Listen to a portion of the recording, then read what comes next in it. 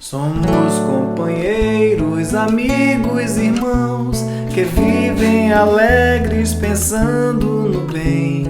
A nossa alegria é de bons cristãos, não ofende a Jesus, nem fere a ninguém. A nossa alegria é bem do Evangelho, é bem do Evangelho. Vibrai contagia, da criança ao velho, da criança ao velho. Mesmo entre perigos, daremos as mãos, como bons amigos, como bons cristãos. Sempre ombro a ombro, sempre lado a lado, vamos trabalhar com muita alegria pelo espiritismo mais cristianizado, pela implantação da paz e harmonia. A nossa alegria é bem do Evangelho, é bem do Evangelho. Vibrai contagia, da criança ao velho, da criança ao velho. Mesmo entre perigos, daremos as mãos, como bons amigos,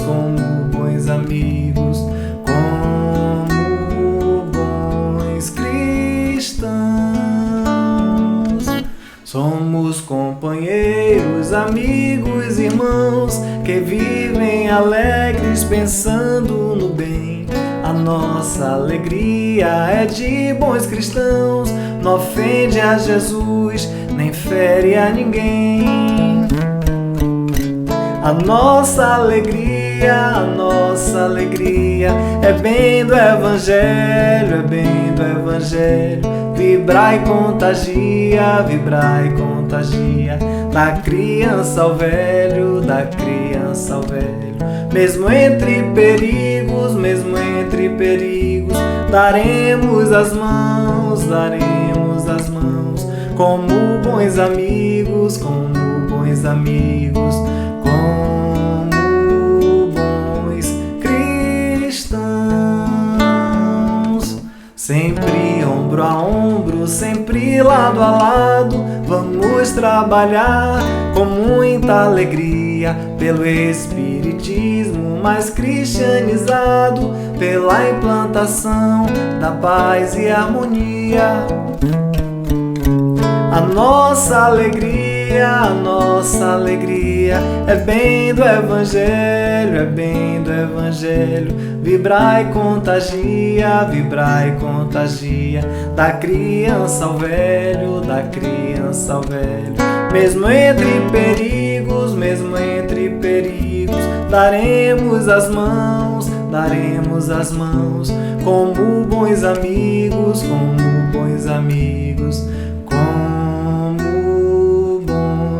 cristãos.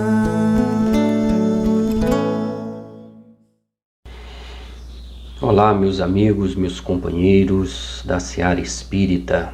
Vamos hoje tecer as nossas reflexões para a comunidade do Centro Espírita Nova Era, na figura do seu presidente, José Alberto, e agradecendo desde já o apoio da Rádio Transvale FM. Vamos nos recordar da figura inolvidável de Francisco de Assis. No tema de hoje, Francisco, um bom samaritano em nossas vidas. 4 de outubro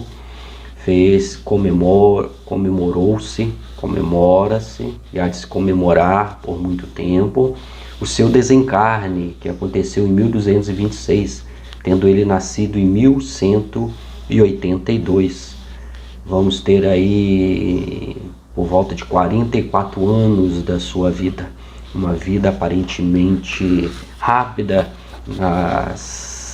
estruturas da carne, de uma vida material que nós temos hoje na face da terra.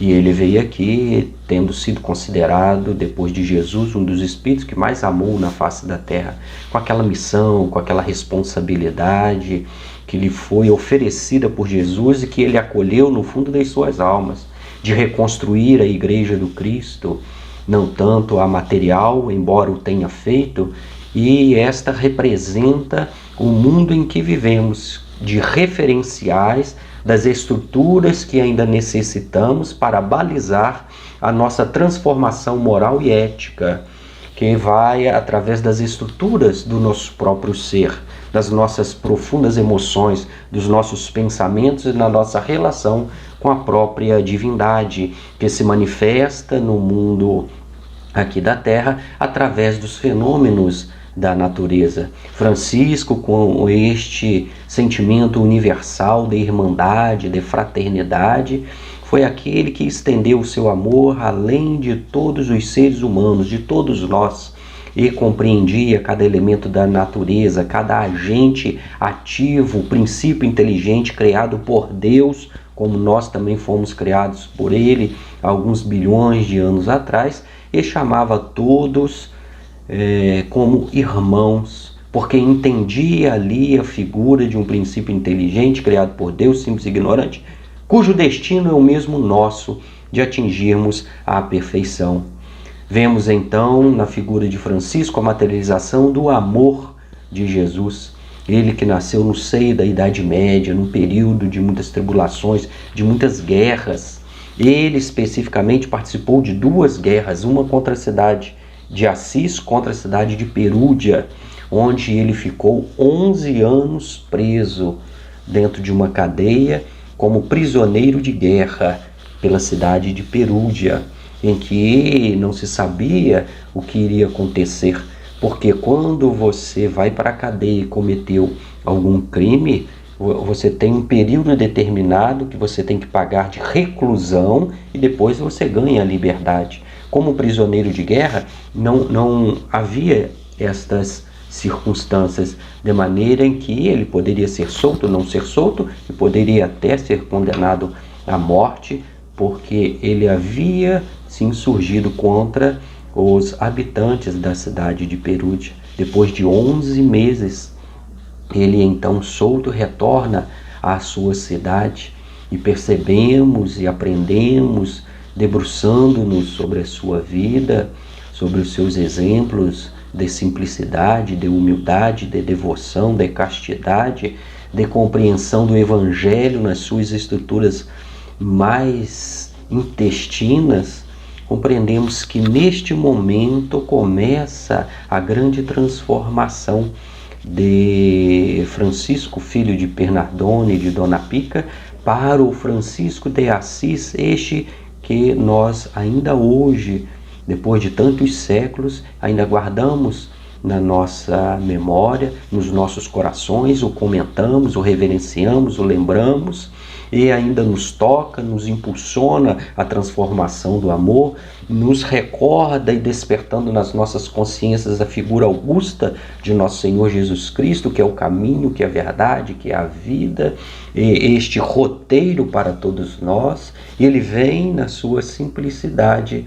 relembrar para todos nós a importância de nos dedicarmos ao amor e tendo como referência nosso Senhor Jesus Cristo. De maneira que, de forma paulatina, vagarosa, mas constante, ele foi se modificando, foi se reestruturando, foi ganhando as balizas que haveriam de referenciar toda a sua vida e daqueles que o seguiram, chamados frades menores, numa comunidade que tinha como parâmetro principal seguir a figura inolvidável do nosso Mestre Jesus. Levantou então, como falava, as igrejinhas de São Damião e a Porciúncula de forma material, até que compreendeu dentro da sua própria alma que Jesus falava para ele que o soerguimento do seu evangelho nos corações humanos pela caridade, pelo exercício da fraternidade, pela compaixão, pela empatia, pelo reconhecimento que o amor não é uma ilha isolada em que estamos afastados da sociedade, mas é somente na sociedade que estamos, que precisamos aclarar as nossas luzes interiores, como disse Jesus: vós sois deuses, podeis fazer tudo o que eu faço e muito mais. Vós sois a luz da terra.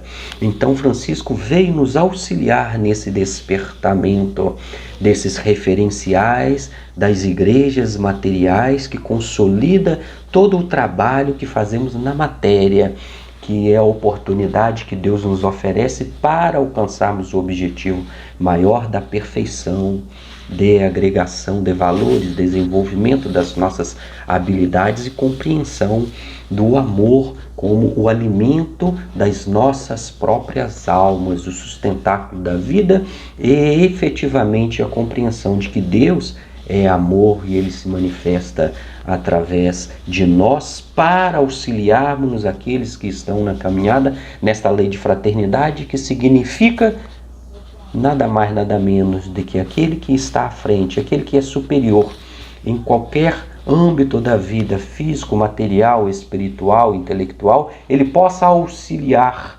aquele que está numa faixa, numa etapa, num patamar anterior com as suas próprias experiências e que necessita receber desta referência um apoio, um auxílio, uma ajuda, um companheirismo para o seu aprendizado, para o seu desenvolvimento, para a realização da busca pela perfeição, que é o objetivo final de todos nós, desse despertamento da nossa consciência para a compreensão da vida no seu todo, que ela se encaixa do átomo ao arcanjo como uma grande harmonia, uma grande peça sinfônica ou teatral, artística do grande nosso Pai, Criador de tudo que existe. E Francisco foi este referencial que depois que ele retornou dessa primeira guerra,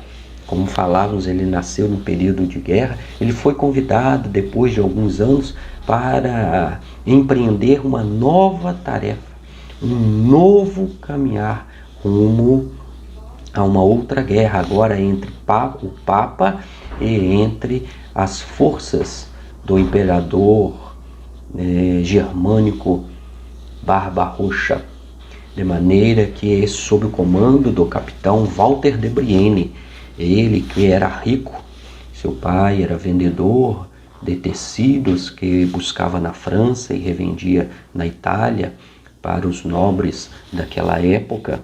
Ele então comprou um cavalo muito bonito, comprou toda a sua roupa, o seu elmo, a sua espada, seu capacete, e feliz foi porque jovem, porque sonhando com as conquistas que são importantes e convidativas do mundo em que ele nasceu, em que ele viveu, junto com seus amigos, a sua juventude. Ele foi considerado o rei de Assis pelos jovens, frequentava as tabernas e à noite, pelas madrugadas nas ruas de Assis, saía com seus amigos cantando e declamando poesias. Enfim, um vivente do tempo em que ele estava na carne, lá na cidade de Assis. Embrenhou-se ele então por essa tarefa, até que na cidade de Spoleto ele junto com toda a comunidade nesta empreitada da guerra, e ele ouviu uma voz dentro da sua cabeça que diz mais ou menos assim: Francisco, onde você vai? Vou para lutar pelo Papa. Mas Francisco, quem pode mais, o Senhor ou o escravo? E Francisco responde: mas é lógico que é o Senhor. E a voz retruca numa frase reflexiva, convidativa, de estacar os passos e rever as próprias estratégias e planejamento da vida. Mas quem pode mais, Francisco? O escravo ou o Senhor? Parece que eu já repeti essa frase, né? Não, ele diz o Senhor. E Francisco então, aí a voz pergunta: por que você está seguindo o escravo e não o Senhor. E ele compreendeu nesta frase algo que tocou a sua própria consciência, ou veio despertar a grandiosidade do seu espírito, que houvera recebido do próprio Jesus esta missão de reerguer a igreja e relembrar a importância do amor nas nossas vidas. E ele responde: o que preciso fazer? É o discípulo que reconhece em Jesus o mestre. E o discípulo que precisa aprender com o mestre, ele pergunta: o que desejas que eu faço? Quais são as orientações que necessito para não me equivocar e para seguir rumo da consciência tranquila de cumprir o dever para o qual eu estou sendo convidado? Porque todo trabalho com Jesus, todo trabalho com espiritualidade superior, ela é sempre advinda de um convite, nunca de uma imposição. A imposição geralmente são dos espíritos inferiores, que nós chamamos de obsessores, que querem nada mais, nada menos do que dominar a nossa mente, os nossos atos. Deus nos deu o livre-arbítrio e a liberdade como dois parâmetros que ninguém pode, ninguém deve retirar, ninguém infringe sem não sofrer as consequências. E a voz diz: retorna para a sua casa, retorna para o seu lar, retorna para o berço que te deu, a estrutura que você tem vivido até hoje, porque lá você vai encontrar as novas diretrizes para as conquistas efetivas que todos nós ansiamos, e por isso que estamos reencarnados, que é a conquista do espírito imortal, a conscientização de que nós somos, de onde que viemos, qual a nossa função, a nossa missão aqui na Terra e definitivamente para onde iremos. Que universo é esse? O que é a vida? O que é Deus? Por que estamos na carne? Como lidamos com os nossos irmãos desencarnados através da mediunidade? E isso a doutrina espírita sobeja em potencialidade, em capacidade de nos esclarecer. De maneira que ele retorna, e depois ainda de 2 a 3 anos é que ele vai lá na Praça de Santa Maria Maior, reunido defronte do bispo, do seu pai e da sua mãe e de alguns curiosos, porque sempre há uma quantidade de curiosos querendo saber da nossa vida, das nossas decisões interiores, se vamos ser pedra de escândalo. E ele foi uma pedra de escândalo, porque ele foi de encontro a tudo aquilo que se esperava de um jovem dentro da categoria em que ele vivia, dentro do nível social, né, e das riquezas avolumadas de dinheiro que a sua família tinha, que seu pai proporcionava com a venda de tecidos. E ele tira suas roupas, deposita na mão de seu pai e diz assim: até hoje, desde criança, quando eu me dirigia a pai, era a ti, Bernardone, que eu jogava os meus bracinhos e confiava todo o meu ser, toda a minha vida. A partir de hoje, pai, eu chamo aquele que estás nos céus. Se entrega, provavelmente com um olhar muito profundo e carinhoso de sua mãe, que compreendeu, porque tinha a intuição de que ele seria um grande desbravador do Evangelho, porque sua mãe era devota de São João Batista, aquele que foi o precursor de Jesus, a voz que clama no deserto, e ela então tinha já a intuição desde o seu nascimento que ele seria um grande divulgador do Evangelho. E ele, a partir daí, começa uma nova reencarnação, uma nova vida dentro da mesma vida, demonstrando que também nós somos capazes de alcançar essa transmutação sem a necessidade da desencarnação para a reflexão em uma posterior reencarnação, embora isso ainda vai acontecer muitas vezes, porque a perfeição não se alcança em 100 anos. Quando Jesus disse: sede vós perfeitos, como perfeito é o vosso Pai que estás nos céus, ele está abrangendo a reencarnação, porque em uma vida não tem como chegar à perfeição. E a partir daí, Francisco se desvencilha dos laços materiais, como Jesus o fez quando a sua mãe e seus irmãos foram buscá-lo E ele diz assim: quem é minha mãe, quem são meus irmãos? Senão aqueles que fazem a vontade de meu Pai.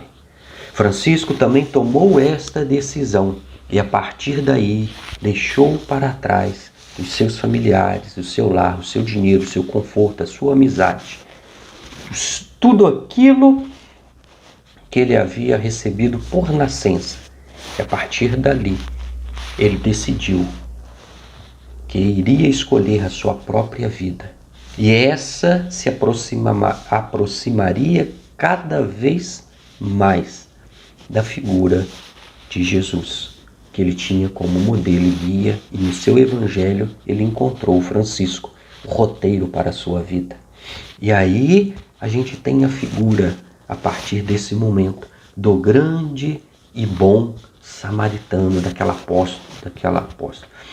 parábola de Jesus que está no Evangelho de Marcos, a partir do capítulo 10, em que o homem descia de Jerusalém para Jericó, caiu na mão dos salteadores, passou um sacerdote, olhou e seguiu adiante, passou um levita, olhou e seguiu adiante, passou um samaritano, parou, tomou-se de compaixão, chegou próximo dele, não fez nenhuma pergunta, agachou, tirou do seu embornal, da sua sacola, que ele levava azeite e vinho, e pesou sobre as feridas daquele homem, colocou-o na sua cavalgadura e levou até uma estalagem. Lá deixou 2 moedas ao estalageiro e depois seguiu viagem. Disse que quando retornasse, se aquele homem ainda estivesse com necessidade de receber ainda algum tipo de tratamento, algum dispêndio além com um hotel, uma hospedagem de peregrinos, ele ressarçaria aquele homem. E Jesus então questiona o doutor da lei, que havia perguntado quem era o próximo dele. Ele disse: quem foi o próximo desse homem?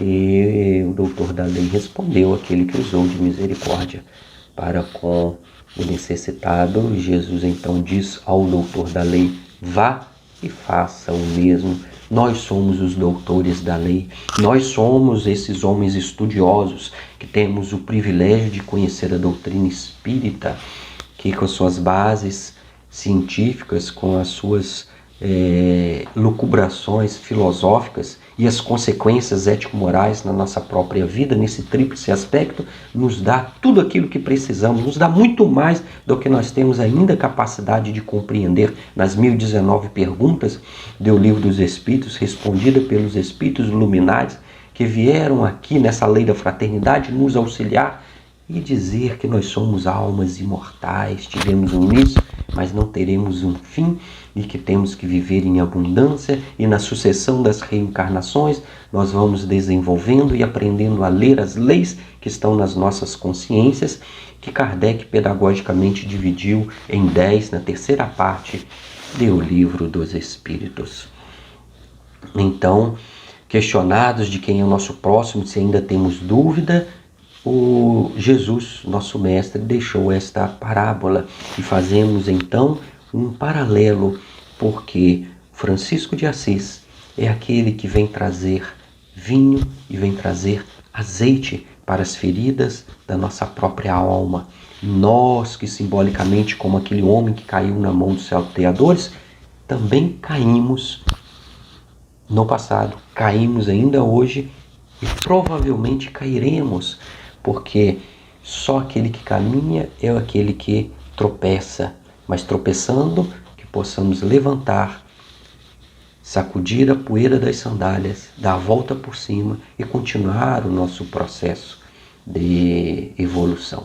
Isso é tão interessante porque o próprio Francisco de Assis caiu na mão de salteadores logo depois dessa passagem linda, bonita, simbólica, em que ele divide a sua vida em 2 etapas, quando morava no lar com seus pais e depois quando ele encontrou no manto da natureza, na companhia das estrelas e no silêncio das cavernas e no alimento das frutas silvestres que ele encontrava pelo caminho, a grande paternidade divina, porque Deus criou tudo é perfeito, tudo é harmonioso, e ele se integrou de corpo e alma a esta nova proposta de vida. De maneira que ele estava caminhando e muito alegre, porque ao se desvencilhar, ao se desapegar das coisas materiais, como Jesus disse, nenhuma de suas bem-aventuranças, bem-aventurados os pobres pelo Espírito, porque deles é o reino dos céus. O pobre pelo Espírito é aquele que se desvencilhou, que ele deixou de ser possuído pelas coisas materiais e passou a ser possuidor. E sendo possuidor das riquezas do Espírito, ele abre mão daquelas temporárias que estão vinculadas à matéria, a essa energia condensada que ainda necessitamos no processo da nossa evolução. Então ele cantava a alegria e o êxtase da sua própria alma, quando, passando num determinado local pelas colinas do Vale da Úmbria, na Itália, alguns assaltantes deparam com ele e questionam quem ele era. E ele então diz assim: eu sou arauto do grande rei. E eles vão para cima de Francisco buscando as riquezas daquele que é um representante de algum rei que eles não conheciam, mas deveria ter então riquezas materiais, ouro, joias, moedas, para que eles pudessem roubar. E eles não encontraram. Como não encontraram, eles, não satisfeitos, tiraram a roupa de Francisco, bateram impiedosamente nele e jogaram num fosso que, segundo os relatos de seus biógrafos, estava cheio de gelo. Caindo ali, ele então ficou ainda mais extasiado, porque começava a sofrer as consequências de seguir a Jesus, que era o grande rei, que ele espontaneamente decidiu que seria o roteiro da sua vida. E com certeza, sob o amparo e a proteção dos espíritos que ali estavam ao lado dele, porque eles sempre estão ao nosso redor, segundo Paulo, a nuvem de testemunhas que nos acompanha, Francisco, com muito esforço, conseguiu sair da vala, pegou sua veste rota e cantarolou e cantou. E este episódio serviu no futuro para que ele relembrasse daquele assaltante, daquele ladrão que morreu ao lado de Jesus. E numa determinada oportunidade, conversando com seus frades menores, ele disse que o ladrão, se quando criança tivesse recebido uma colher de pão quando esteve com fome, tivesse recebido um agasalho quando esteve com frio, ou tivesse sido consolado quando uma angústia, um receio chegasse ao seu coração, recebesse carinho e amor, com certeza ele não cometeria os atos que o levavam a morrer pela cruz ao lado de Jesus. E ele, junto com seus frades menores, sempre dizia que existia uma hierarquia pelo seu amor, de forma pedagógica a nos ensinar. Primeiro, os leprosos. Por quê? Porque os leprosos, à época de Francisco, eles eram excluídos da sociedade, tratados não como seres humanos que tinham uma doença, mas como a própria podridão da doença da lepra, que hoje conhecemos como hanseníase, que perde a sensibilidade dos tecidos, dos órgãos, e eles chegam em determinadas circunstâncias a apodrecerem, a caírem, e dá uma transformação física, causando um repúdio da própria sociedade, como se dentro das nossas próprias almas nós também não tenhamos muitas vezes estas circunstâncias que venham a ensombrar as nossas próprias vidas de atitudes e pelo livre-arbítrio mal utilizado no nosso passado. Então essas figuras excluídas ficavam no vale dos leprosos. No início da sua caminhada, vale aqui ressaltar, Francisco também tinha um receio, tinha um medo, tinha um asco, na verdade, da figura dos leprosos. até que ele ouviu uma frase que enquanto ele não achasse doce tudo aquilo que ele tinha como amargo e conseguisse sentir amargo aquilo que ele tinha como doce, ele não haveria compreendido ainda a essência da figura de Jesus e do seu evangelho. Então ele decidiu, superando a si mesmo, que ele haveria de ser amigo dos leprosos, daqueles que eram excluídos da sociedade, como nós temos hoje no século XXI, a par de toda tecnologia como essas que estamos utilizando, ainda a discriminação contra muitas pessoas, contra classes, contra circunstâncias, contra estilos de vida, contra pessoas que têm determinada nacionalidade só por nascerem em determinado país ou seguirem determinada religião ou ideologia. Infelizmente estamos num processo de muita separação, enquanto todos nós somos seres humanos, somos espíritos imortais, somos irmãos, que foi um dos grandes faróis que Francisco veio acender nas nossas mentes. Somos irmãos, estamos seguindo para o mesmo lugar, temos o mesmo destino em nossas vidas. De maneira que Francisco de Assis tinha primeiro os leprosos dentro da sua hierarquia, depois ele falou que eram os pobres, que também naquela época era uma sociedade em que existiam quase que escravos e que não tinham direito a nada, que não tinha nenhuma organização não governamental, as ONGs, não tinham as igrejas, não tinham as pessoas caritativas que olhassem por elas, muito poucas, e de forma que a justiça social não existia na época, e foi um dos objetivos dele abraçar, ou nas palavras dele, desposar a dama pobreza para auxiliá-la na reconquista da justiça humana. Qual não foi a sua surpresa quando ele, que abraçou a pobreza para auxiliá-la, descobriu que a pobreza veio trazer para ele a paz que ele não encontrava até então na sua vida na sociedade de Assis. A pobreza curou a sua alma porque despertou para as belezas celestes, para as riquezas, aquelas riquezas que os ladrões não roubam, que a ferrugem não corrói e cujas traças não consomem. E ela, quem despertou isso em Francisco foi a própria pobreza.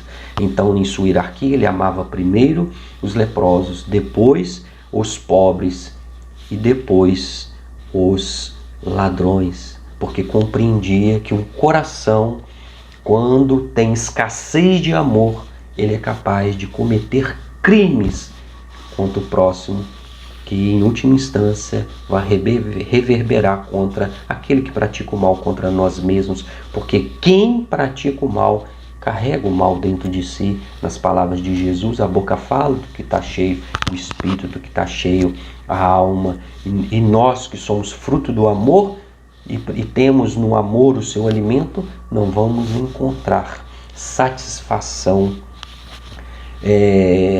na vivência do mal, na vivência da inveja, do roubo ou de qualquer outra circunstância que não esteja equânime com a lei divina, que eu ressalto, está dentro das nossas próprias consciências.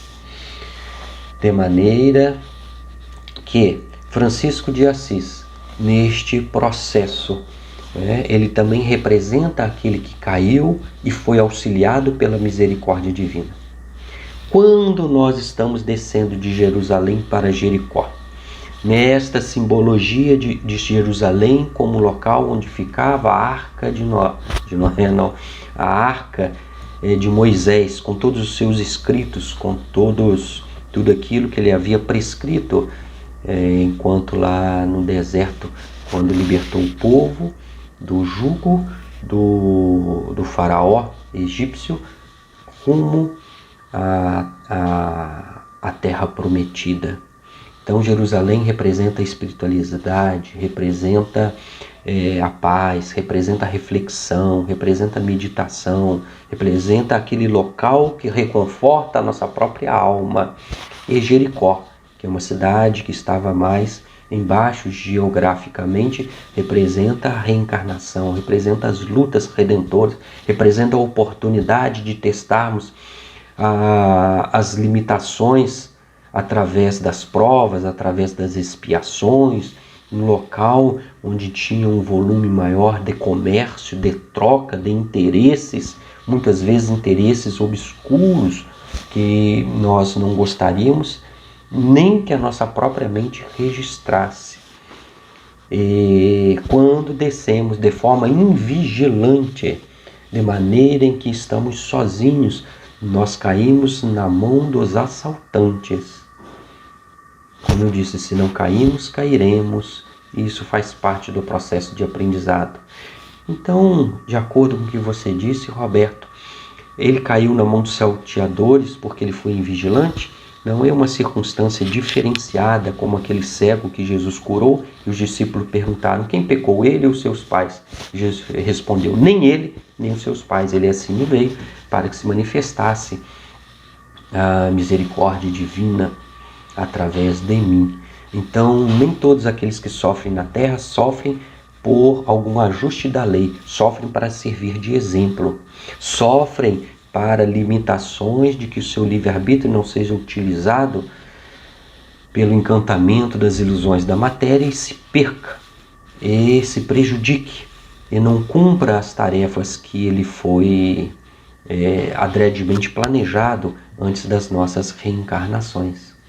Mas nós que ainda estamos a caminho de termos um coração puro, de termos uma mente, uma sensibilidade, uma compreensão e uma vivência evangélica como teve Francisco de Assis, nós caímos na mão de salteadores por invigilância. Esses salteadores não são somente aqueles a nível material que tiram coisas materiais da nossa vida, mas aqueles espíritos que nós nos aproximamos pela lei da sintonia, quando baixamos a nossa vibração espiritual, mental, emocional, e eles encontram acesso direto ao nosso psiquismo, vindo a nos prejudicar ou comungando conosco e nos incentivando àquelas sensações de baixo teor que promanam e que sobrevivem e que são a base muitas vezes aqui da terra. Então, meus irmãos, quando cairmos na mão desses salteadores, que algumas vezes também são os nossos inimigos, que além de inimigos são salteadores, que nem todo salteador é inimigo nosso, apenas às vezes atraídos por um processo de sintonia, são instrumentos para que a gente possa repensar o que iríamos fazer em Jerusalém, o que aquele homem ia fazer em Jericó, vindo de Jerusalém para Jericó. O que nós pretendemos fazer aqui na face da terra? Todos os nossos pensamentos, todos os nossos atos, todos os minutos da nossa vida são dedicados ao bem, a auxiliar o próximo, a conseguir a paz do espírito, a vivermos em harmonia com os nossos semelhantes? Porque a identificação do inimigo é apenas a expressão exterior e material das sombras que ainda carregamos dentro de nós. Isso já está bem provado pela ciência da psicologia, de forma que quando isso acontecer, nós vamos, pela misericórdia divina, sermos auxiliados por algum outro ser, algum espírito desencarnado ou algum espírito reencarnado que está ao nosso lado para nos auxiliar, para nos inspirar, para nos socorrer, para nos sustentar, para nos levantar, para pesar as nossas dívidas, para nos encorajar e depois estender as mãos para que possamos caminhar por nossa conta. Isto é evolução. Os espíritos superiores, por mais que nos amem, não vão nos carregar eternamente em seus braços, porque nós só vamos ganhar experiência quando passarmos pelas circunstâncias da vida e começarmos a aprender de forma clara a sofrer as consequências dos nossos próprios atos. É quando a gente deixa de ser criança e entra na maturidade do espírito. Este é um processo que todos nós estamos em vias de vivenciar, de experimentar. Cabe a cada um de nós o esforço de já não rogar em todas as circunstâncias que os espíritos decidam e nos auxiliam por nós. Precisamos tomar ciência, precisamos tomar as nossas vidas em nossas mãos, utilizar a razão que Deus nos ofereceu e pelo livre-arbítrio escolher aquela vida que está mais em acordo com a nossa consciência. Quanto mais a nossa consciência estiver em acordo com os parâmetros de Jesus, principalmente aqueles delineados no seu Evangelho, mais próximo estaremos de não nos equivocar. Não nos equivocando, não infringindo a lei, não teremos necessidade de reequilibrarmos diante da lei, seja através da prova, que é uma escolha, que é uma oportunidade de repensar, de reeducar a nossa alma e ressignificar as nossas possibilidades no relacionamento com o nosso semelhante, tanto quanto pelas expiações que são imposições da lei divina, não de Deus, das suas leis, para que recuperemos a consciência tranquila, nos reajustando a aquelas dores pungentes que muitas vezes nós nascemos com ela e outras vezes elas aparecem na nossa vida como um instrumento de reeducação das nossas almas. Nunca, mas nunca mesmo como punição, a não ser que nós escolhamos a punição. Deus não faz isso. Deus é um Deus de amor. Deus é um Deus de educação. Deus é um Deus que oferece e que aguarda o despertar da nossa consciência para alcançarmos então a paz imorredoura e a felicidade sem máculas. De maneira que Francisco é este que vem oferecer o seu próprio amor, a sua própria vida, o seu próprio exemplo, porque o bom samaritano coloca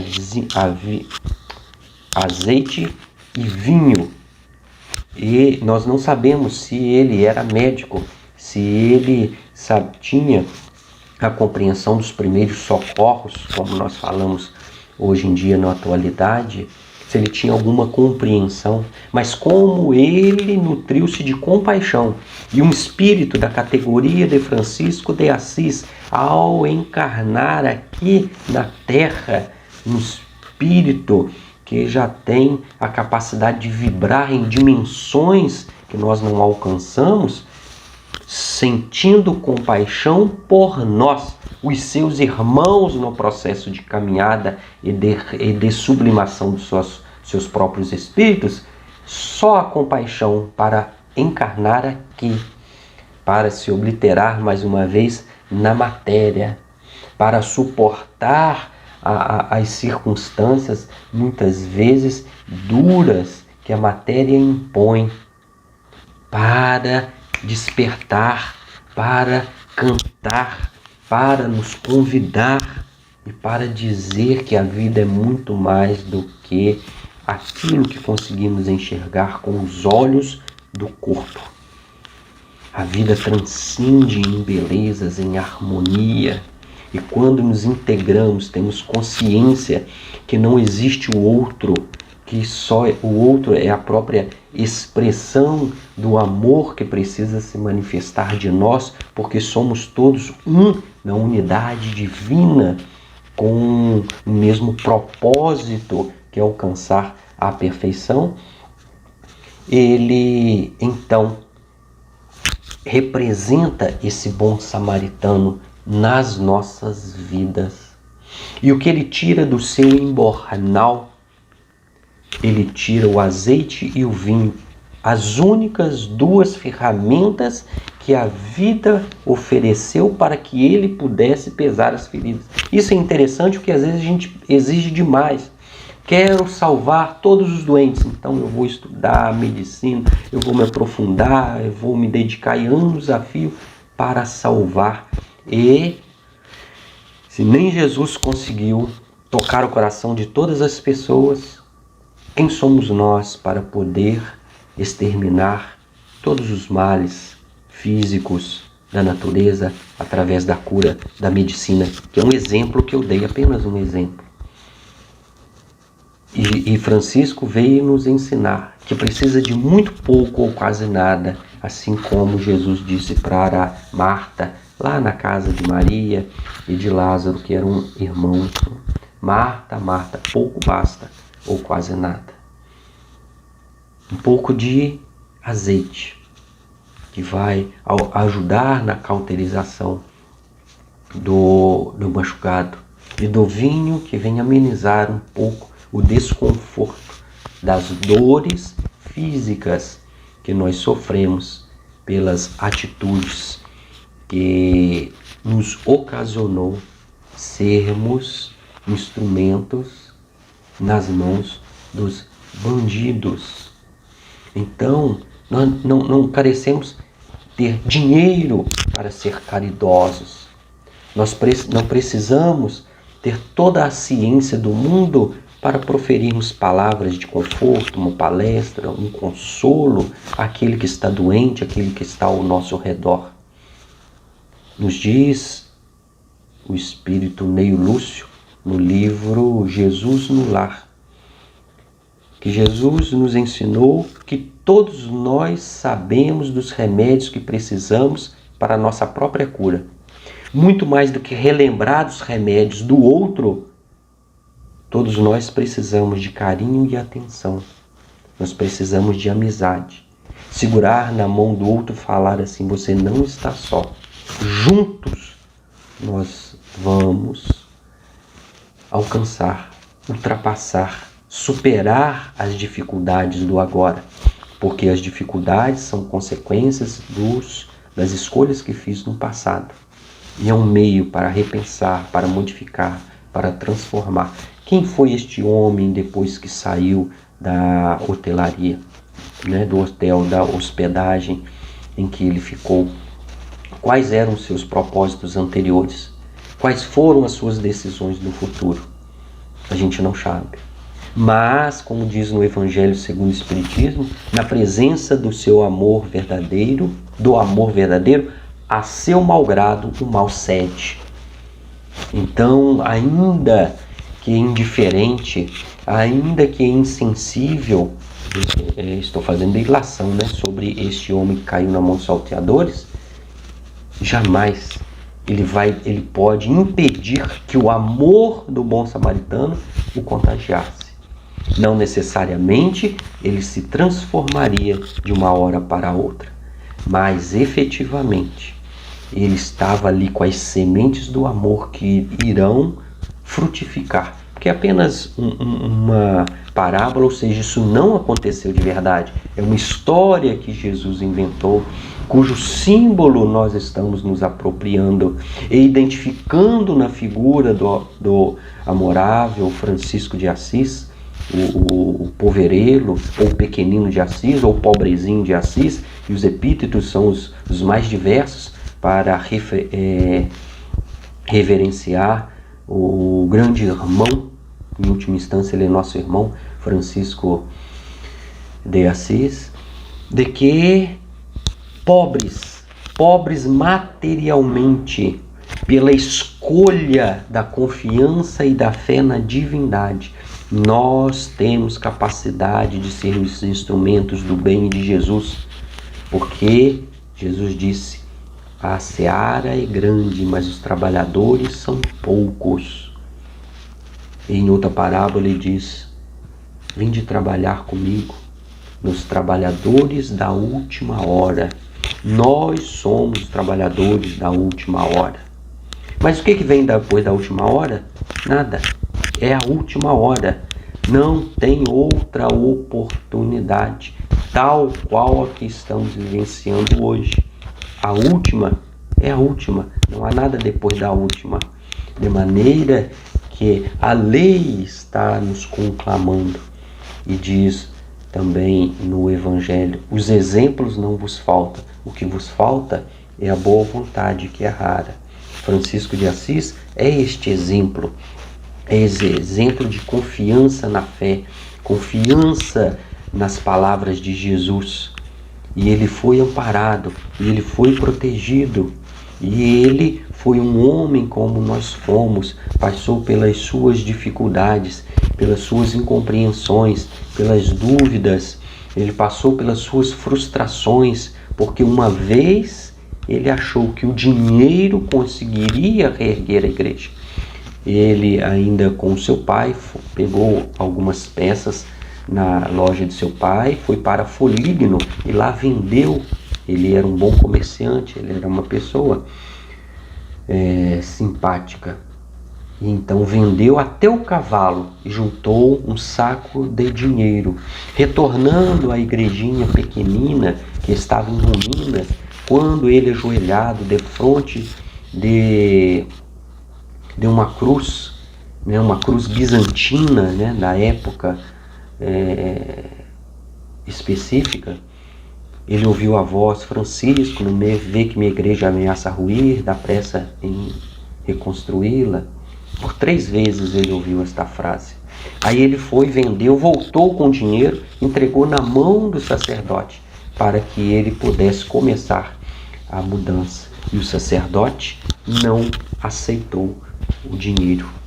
Ele pegou a moeda e jogou, bateu na janela, caiu ao chão. Entendemos nesta passagem a grande frustração dele, que achava que com dinheiro ele iria reerguer a igreja. E somente depois dessa frustração é que ele teve a oportunidade de redirecionar a sua vida para outros padrões além da matéria. De maneira, meus queridos irmãos, chegando próximo aos minutos que foram destinados para essa reflexão, que tenhamos em Francisco. E é tão interessante que o padre, como é que é o nome do padre? Bem, me fugiu o nome, mas depois eu vou me recordar ainda antes de finalizar, que ele diz, Antônio Vieira, padre Antônio Vieira, ele disse assim: despe-se Jesus, encontrareis Francisco, veste-se Francisco, encontrareis Jesus. Ou seja, a integridade entre a vida de Francisco e a vida de Jesus Cristo está tão interligada que olhar para Francisco é como olhar para Jesus. Não foi por outro motivo que lá no Monte Alverne ele recebeu as chagas de Jesus, por muito amar, por muito se identificar com a figura de Jesus.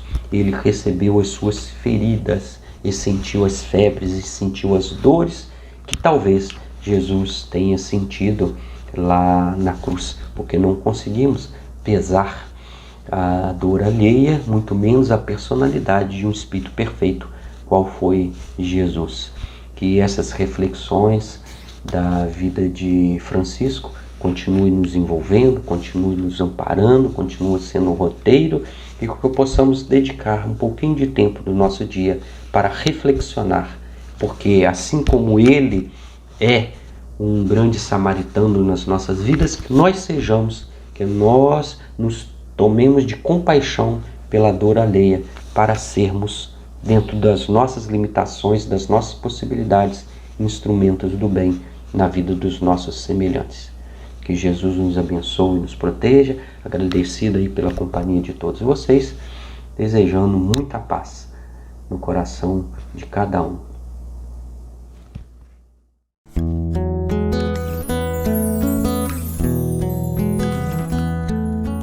Canto porque sei que o meu cantar há de fazer você pensar no porquê da vida, no porquê de fazer o bem para alguém. Canto porque sei que o amor é mais, e é muito mais do que se faz Canto porque sei que o meu cantar há de levar um pouco de paz. Com a força do amor, quero transformar esse meu canto num grito de louvor, falar do teu carinho, lançar a tua luz, amigo Jesus.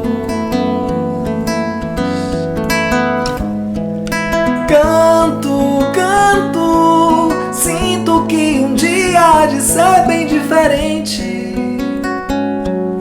Creio no amor, sinto que o bem há de vingar. Temos sua luz para iluminar nossos caminhos. Eu canto.